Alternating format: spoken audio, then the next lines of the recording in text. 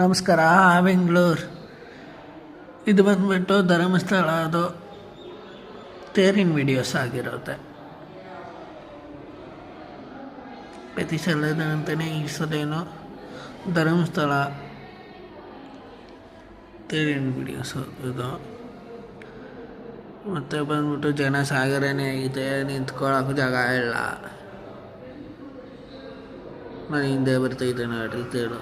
First ಬೆಳ್ಳಿ ತೇರು ಇದ್ದಿದ್ದು, ಇವಾಗ ಚಿನ್ನದ ತೇರು ಮಾಡೋರೆ ಒಂದು 5 ವರ್ಷದಿಂದ.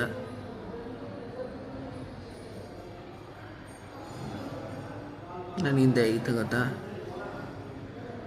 ತೋರಿಸ್ತೀನಿ ನೋಡ್ರಿ.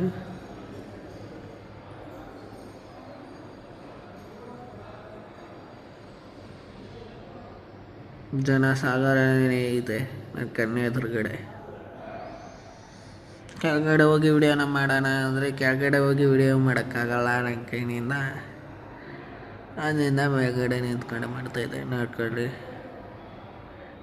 ಚಿನ್ನದ ತೇರಿನಲ್ಲಿ ಈ ತೇರಿಗೆ ಒಂದು ವಿಶೇಷ ಐತೆ.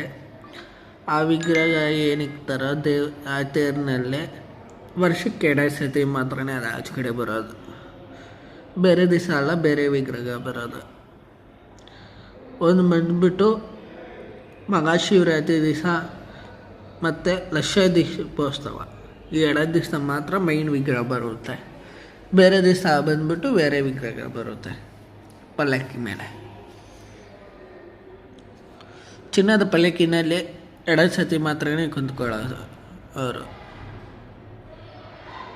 ಶಿವನ ವಿಗ್ರಹ 2 ಸತಿ ಮಾತ್ರ ಕುಂದಿಸೋದು ಚಿನ್ನದ ಪಲ್ಲಕ್ಕಿನಲ್ಲಿ. ನೀವೇನು ನೋಡ್ತಾ ಇದ್ದಾರೆ ನೋಡ್ಕೊಳ್ರಿ, ಜನ ಸಾಗರನೇ